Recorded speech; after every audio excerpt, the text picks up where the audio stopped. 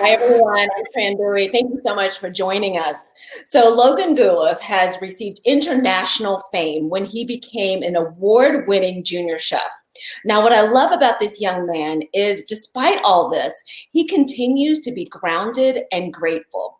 And we here at Be the Voice are so excited that he's going to be teaming up with us for our fall program. And he joins us now live from his home in Memphis. Hi, how are you? Hello. I'm doing great. So first I want to start by saying congratulations on your graduation. You just had your Thank you so much. distancing. Yeah, it's been a lot of work.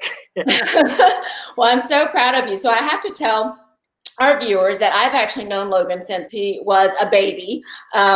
When I was a news anchor and reporter in Memphis at ABC 24 UPN 30, I used to come over to Logan's house. So I recognized that stone behind you at your house, and I would interview his parents, Tom and Kim, who were very active in the community and were just always like camera ready and available to me when I needed someone to interview for stories. And so I have known you since you were a baby, and then I would see you running around as a toddler. And then all of a sudden, one day, I'm watching MasterChef Junior, and you were just amazing. Only 11 years old. Can we talk about that? What were you feeling through this whole process? At 11, I don't even know if I could have like boiled an egg. Yeah, back when I was 11, there was a big hurdle for me. I was a small guy, and when you're 11, you have a lot of issues with like being small and not having the strength. So sometimes when I was cooking, I had to think of like cheatsy ways to do things so that I wouldn't you wouldn't tell that I was like small guy and I was only 11. So I would like put my finger on top of the knife, and I'd make sure to use ingredients I could take down easily and effectively, because I was like kind of a little kid. So a lot of my looking back, some of my dishes really show that like I used that because it wasn't very scary or it wasn't very dangerous. Because being small, you have a different view of the kitchen, and you have a different view when you've been cooking a long time. So you think about like your dishes, and you think about what ingredients you can use really well, and what ingredients you can use when you're a kid really well. And so that really inspired like some of my dishes. Like I made like a carrot glaze one time. I knew I could take down the carrots real easy, but I never really encountered I never did anything with pumpkin or like a really big melon, because that would require you to take down a whole melon. And when that melon is like the size of like your head, Right. or like bigger than your head, that's when you're really dealing with some issues, because you gotta get the knife and you gotta cut it, and then you gotta get good slices out of it. So I tried to avoid ingredients that I knew were too big for me to handle, which is something that I really love now that I'm a teenager and I'm 17, that I can really take down anything. Like I can take down a big thing of meat, I can take down melons, I can do basically whatever I want. I'm strong enough now that those limitations that I felt back then weren't there. And I think it's something to realize, like when you're cutting something, just how much being like taller and being like on top of whatever you're cutting really matters. So Logan, which makes that win so remarkable. Like, how did you feel when they called your name and said you were the MasterChef Junior winner for that year? wow, it was just incredible, because I remember standing up there, and I got my family around, and like the big reveal is going to happen. And I felt pretty confident. I was like, they gave a pretty good review of my first dish.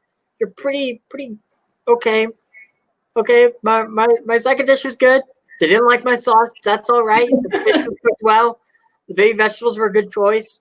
I knew I should have went with that other sauce that I was thinking about. And then my dessert was pretty good too. So I was feeling like, this is a pretty good, obviously like 50-50, pretty good. And then when they were like, and the winner is Logan, and I was like, oh my gosh, wow. And then the confetti's going, and you're just in the moment, like living it. And it's just something that you can't really describe, that feeling of like winning the Super Bowl, or just, like you won it, you got the trophy, you're the champion, you're the last chef standing, you did it. And in that kind of competition where there's so many challenges and you go through so many different different times when you think, oh man, this is the dish that's going to send me home. Like, this is the one that's just not good enough. This is what's going to send me home. I'm going to get axed on this one. Or you think like, man, I'm feeling pretty good about this one. Or like, this challenge, like I really beat myself up over because I know I should have done something differently. And I really got caught up in it because, you realize like after the fact what you should have done.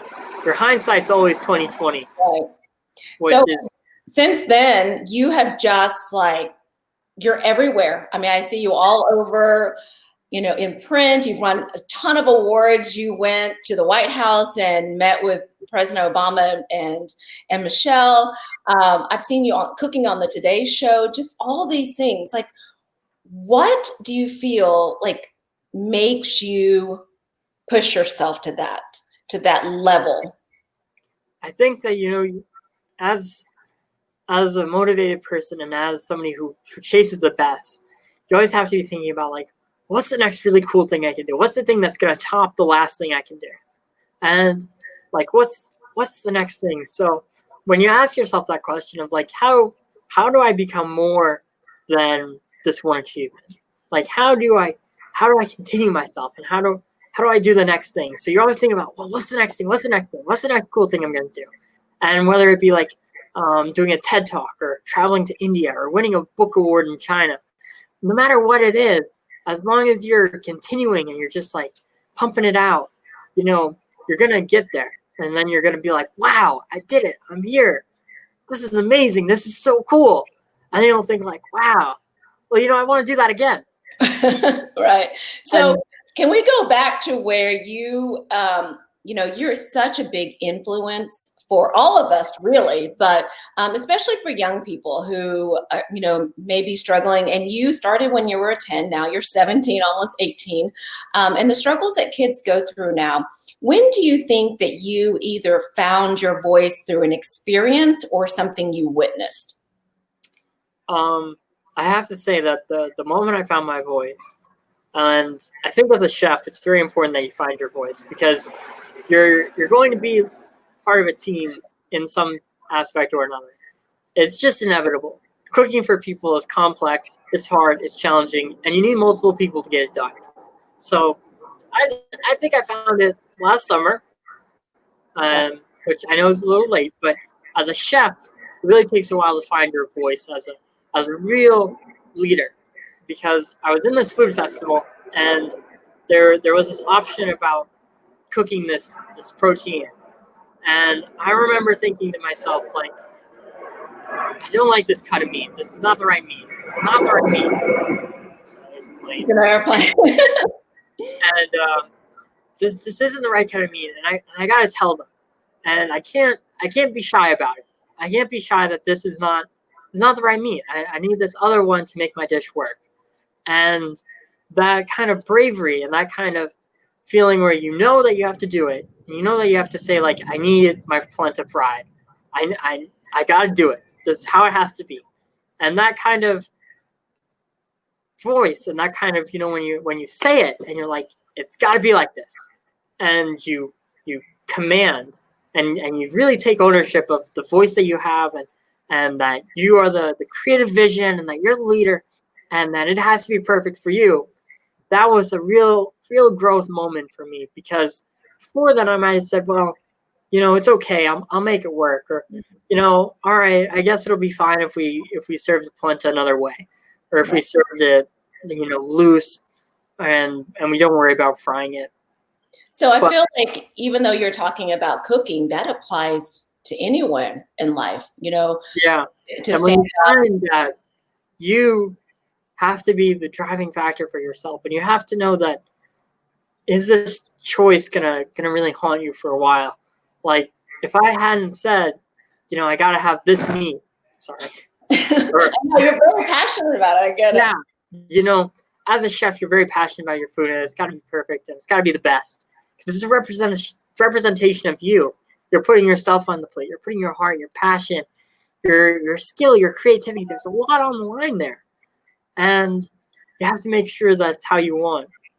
And even if you're not doing it, if you're doing something else creative, like you're writing or you're painting, as long as you're happy with it, that's what matters. And as long as it's your voice coming through, that's also what matters. Like, you can hear somebody say to you, well, maybe you shouldn't kill off that character. You'd be like, yeah, well, whatever. Or maybe you go, all right, I'm going to rewrite it. But in the end, you have to be comfortable with your own voice to the point where you can say, well, yes, I'm doing that. This is why what I want it to feel, and I'm going to do it. And that's great at such a young age, because I think even adults kind of struggle with that. So we really do appreciate that you're joining us with Be the Voice and doing some videos for our program this fall. I know that you also do a great job of giving back. I see you volunteering at soup kitchens. You've volunteered with Mid-South Food Bank, trying to collect donations, and you show up when people need you to be their face or their voice.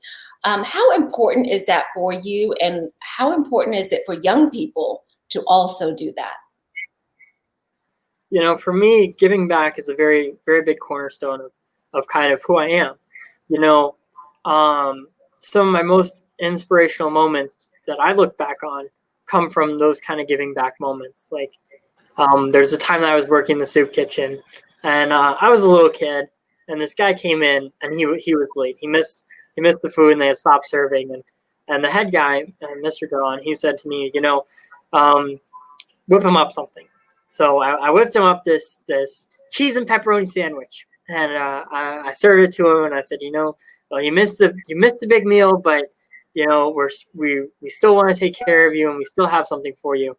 And he's like, oh man, thank you so much. And then John said something about how I met President Obama, and the guy was like, oh my God, you met President Obama, we shaked his hand, that same hand made my food. Oh my God. Oh. And you can just see just how you can inspire someone and how you can make a big difference in their life. And you can really turn their whole day around from like the guy being bummed out that he had missed the meal to, suddenly having this real heart-to-heart moment with them. It's just something that I'll never really forget. And even if not every moment when you're giving back is like that, there's some times when you're just doing it, and there's no inspiring moment that's going to come along, but that you're making a difference, and that you're volunteering, and your self and your voice can really help them. Wow. And I just try and do it with all of them. I try not to turn down very many opportunities to give back. If somebody needs help, I try to be there to help them.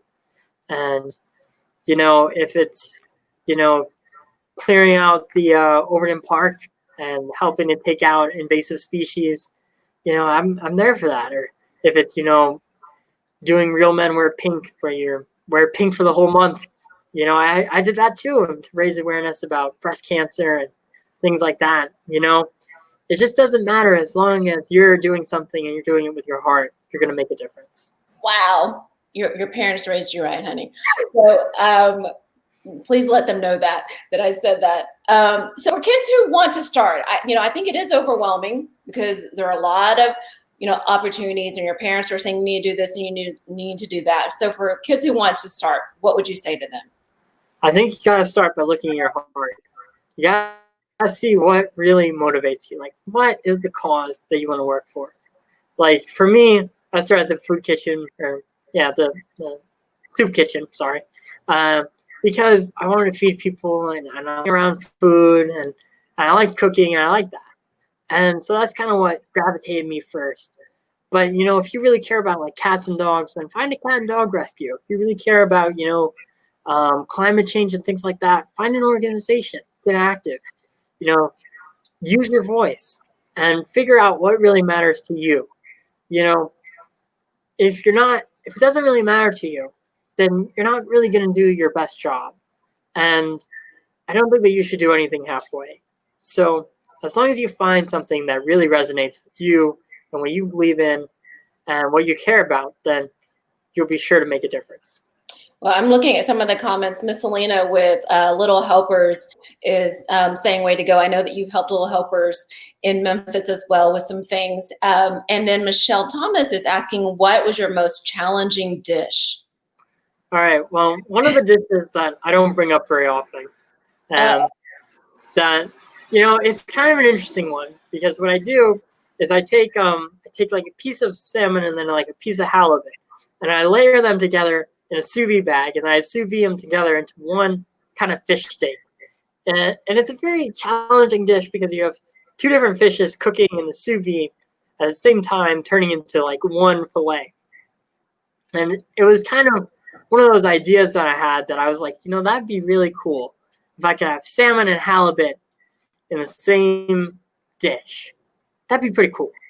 So that one was pretty challenging. I'd say like my lobster cannolis, a challenging dish because you have to make the cannoli shell by hand with a special recipe, which is very laborious, to say the least. You have to take a lot of steps. You gotta make the dough, make it again, let it rest, take it out, do this, then you gotta fry it, and then you have to make the lobster roll filling, then you have to make the powdered butter. So that's another pretty challenging dish. The ravioli with the egg in it, that's a pretty tough one. Wow. Yeah, I made vodka sauce a couple of weeks ago, and I thought that was a big deal. You're talking about all this amazing stuff. So what's next for you? You just graduated. I know that COVID-19 has grounded all of us. I know that you had some trips planned and some big appearances all over the world. So what's next for you? I'm thinking about going to college. I'm debating whether or not I kind of want to take a gap year. Whether or not I want to try and focus on my business a lot during that time, or if I want to, what I'm going to be able to do. It's really, really uncertain time to try and make a big life decision, like, where I'm going to school, what I'm going to do, and if I'm ready to go to school and what school is going to look like. So that's pretty challenging. But I know that I'm going to keep cooking. You can take the chef out of the cooking, but you can't take the chef out of me. And I think that that's something that's kind of always going to be there. I'm always going to like taste the food and be like, well, this sauce, it doesn't go. Or be like, well, they really overcooked this. Or, this is really a cheap way of doing this. They're sous videing it with 12 sprigs of thyme in it. And I know that's actually a pretty funny story. So I went to this restaurant, right? And I ate this braised beef, right? And we were talking with the guy, and he was like, oh, well, what'd you have? And I said, the braised beef. And he was like, oh, yeah, how'd you like it? And I was like, oh, yeah, it was really good. It was sous vide. And he says, oh, yeah, and around this corner we have the sous vide room. And I was like, yeah. And he was like, well, let's play a little game. How many sprigs of thyme do you think are in there? Because mine, and I said, well, there's 12. And the guy was like, no, there's 5. I tell my chefs to put 5 sprigs in there. And so then we consult the bag, with the sous vide bag. And he has the beef on the one side, and then he flips it over. And then we count the sprigs, and there's exactly 12 sprigs in there. And the person died. It was so funny because he was like, and he kind of got a little flustered, a little messed up. He was like, well, I don't know. Around here we have, and he was really, he really got kind of upset about it. Oh, I love it. But I remember it as a really funny story. I don't think I can ever. What's that? So I want to end with our tagline is be the voice. So I'd like for you to finish be the voice and be the voice and make a difference. And I think you definitely have. Thank you so much for joining us, and thank you for being a part of the program. And honestly, thank you for being a part of my life. Like, I have to just keep reminding people, I've known this young man since he was a baby. And so, and now he's about to turn 18. We're so proud of you. Thank you again. All right. Thank you so much for having me. Bye. Bye.